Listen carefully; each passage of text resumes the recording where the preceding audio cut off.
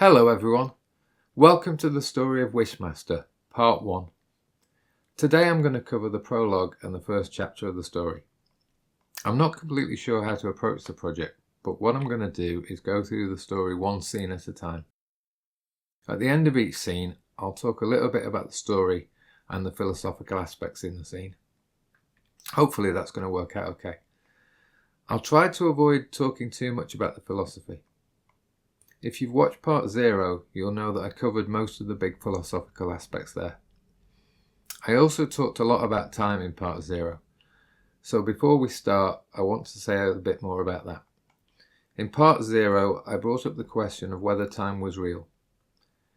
Sabine Hossenfelder talked about that on YouTube a few years ago, so I thought I'd mention that video. I am a fan of her channel. I think she's especially good when she covers topics about the fundamentals of physics. On a lighter note, Sabina talks about clocks, and you might have seen and heard Philomena Kunk ask the question, what is clocks? Philomena also tackles the question of time in that video too. And I'm also a fan of Philomena Kunk's words of wisdom. She's great. Like last time, I'll leave links to the videos in the description. On another lighter note, there is a funny meme you might have seen involving Newton, Einstein and Marx. Isaac Newton told us that time is absolute.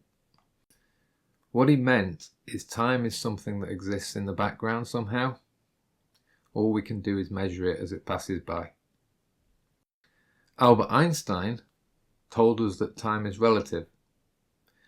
What he meant is that the rate at which time passes is different for different observers. In other words, what we do in space also affects the passage of time. And the joke is that Karl Marx supposedly told people that time was invented by clock companies to sell more clocks. Alright, that's enough physics, philosophy and entertainment, so let's get started with the story.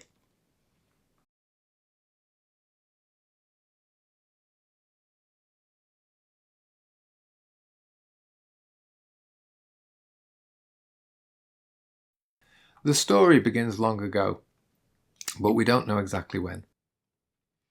In his laboratory, an alchemist is mixing some powders and herbs into a red liquid. It could be a tasty red curry sauce he's making, but it probably isn't. After the mixing is complete, the alchemist pours the mixture into a cooking pot that is sitting in a fire. The fire is burning strongly, and it looks like the liquid will get very hot indeed. In the next step, he pours the hot liquid into a thin channel that guides the mixture into a mould. It is now apparent that the liquid is less like a curry sauce and more like molten metal or glass. Once it has cooled, the mould splits into two, and we're able to see the result. The alchemist has made a beautiful, large, red and perfect gemstone. In Persia, in 1127 AD, we hear someone with a deep and sinister voice tell the king to make his second wish. The king replies by saying, "Astonish me, jinn, show me wonders." And the jinn replies, "As you wish." Elsewhere within the palace, people begin to die in horrific and bizarre ways. One man is somehow thrown against a wall. The bricks crack and split as the man turns to stone and becomes a part of the wall. Another man's flesh splits apart, and his skeleton, now possessed by some demonic spirit, begins killing other people. Caught up in the panic and chaos that is now taking over the palace is the king's sorcerer. He is trying to make his way to the throne room. Eventually, he reaches the doors, but he is stopped briefly by a man that is in the process of turning into a large lizard-like creature. The man begs him to help and somehow lift the curse. As the sorcerer enters the throne room, the king tells the jinn that this was not what he wanted. The jinn then suggests to the king that he should simply wish it away. Luckily, the sorcerer has arrived just in time, and he quickly commands the king to stop. The sorcerer is a brave and articulate man. He begs the king not to make any more wishes, and he tells the king that the fate of the entire world is at stake. The jinn warns the sorcerer not to interfere, but the sorcerer knows that the jinn cannot harm him. So he explains to the king what is going to happen if he makes his third wish. The jinn still thinks he has the upper hand though, but the sorcerer has done enough, and the king remains silent. Unknown to the jinn, the sorcerer has an ace up his sleeve. He reaches into the inside pocket of his robe and he brings out the gemstone that we saw being made in the first scene. The jinn appears to understand the significance of the stone, but before he can react, the sorcerer begins speaking the words Nib Shugarath Bahim. These words cause the gemstone to radiate a force that captures and imprisons the jinn. The world is saved, for now. In present-day America, a ship has arrived with a very rare and precious cargo. It is a large statue of the pre-Islamic god Ahura Mazda. Under Islam, pre-Islamic gods were outlawed, so it is a miracle that this statue has survived. The new owner of the statue, Raymond Beaumont, and his assistant, Ed Finney, have come to the docks in person to collect it. The crane operator, Mickey Torelli, is about to transfer the crate containing the statue from the ship to the docks. It is a cold morning, and he is smoking a cigar and wearing thick gloves. Before he starts the procedure, he pours a little liquid from his hip flask into a polystyrene cup. It appears that he's been drinking already, as he then decides to pick up the cup and operate the crane at the same time. Needless to say, this doesn't go well, and as the crate is being moved over the side of the ship, it bumps into it. Seeing this happen, Ed Finney rushes over and looks up at the crane operator. He begins shouting insults at him, and he demands that the crane operator watches what he's doing. This has the opposite effect though, and Mickey Torelli shouts insults back and then spills his drink onto the controls. There are sparks, and the short circuit causes the crate to be released. It falls directly onto Ed Finney's head, killing him instantly. Blood goes everywhere, and the crate and statue within are smashed into many pieces. Raymond Beaumont looks on in disbelief and despair at the loss of his valuable statue. In the aftermath, one of the dock workers spots a gemstone sticking out from a piece of the statue.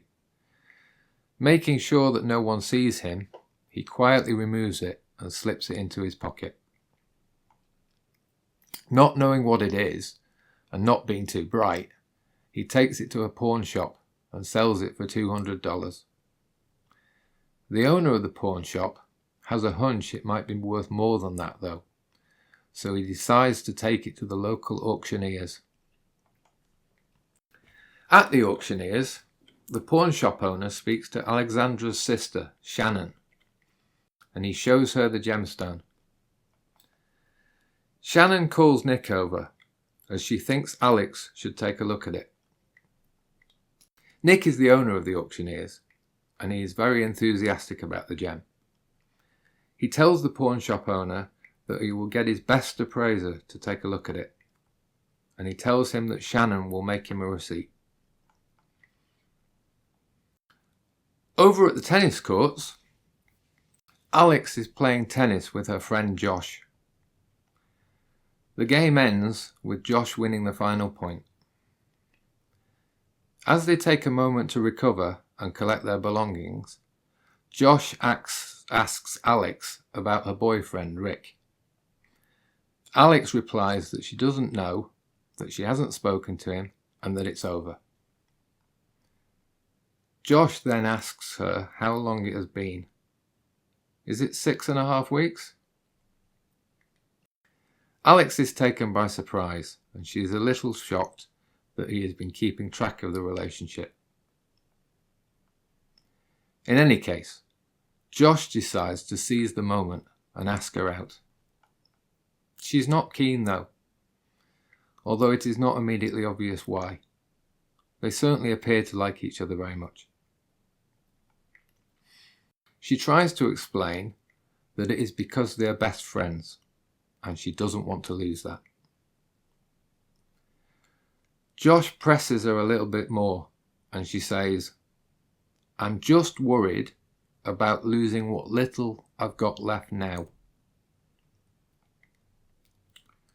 Finally, Josh tells her that he's casting a spell on her, and that maybe it will work.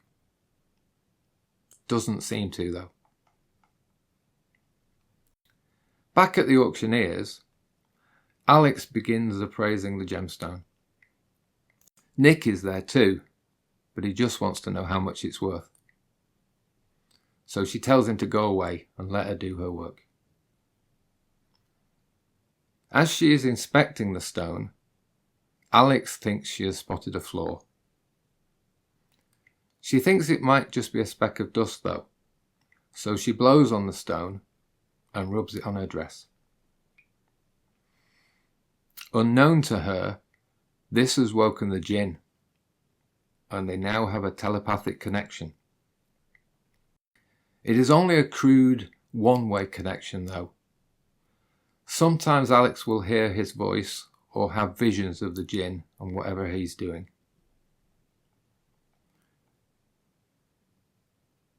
As Alex starts to look at the gem under her microscope, she hears a voice quietly say, "You woke me."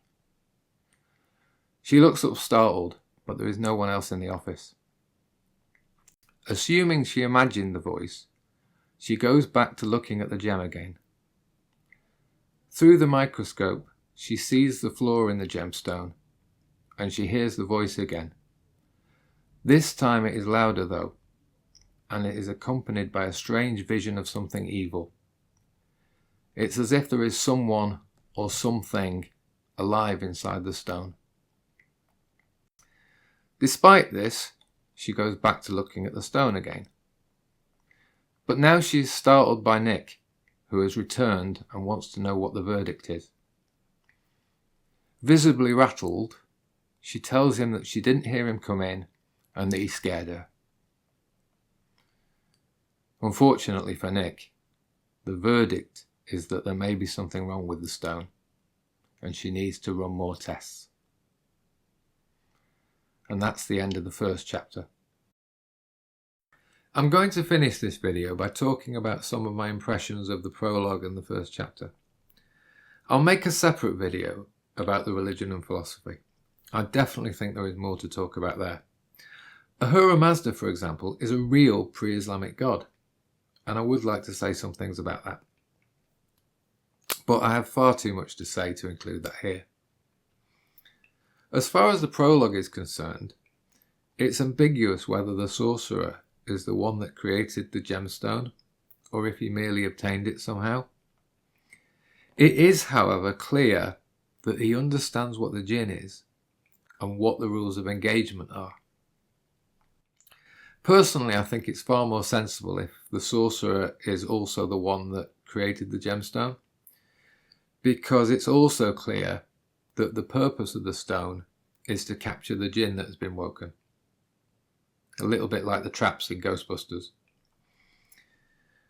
There is a scene later in the film that goes into more detail about the origins of the stone, but I really don't like that scene, and I'm probably going to complain about it loudly when we actually get to that part of the story.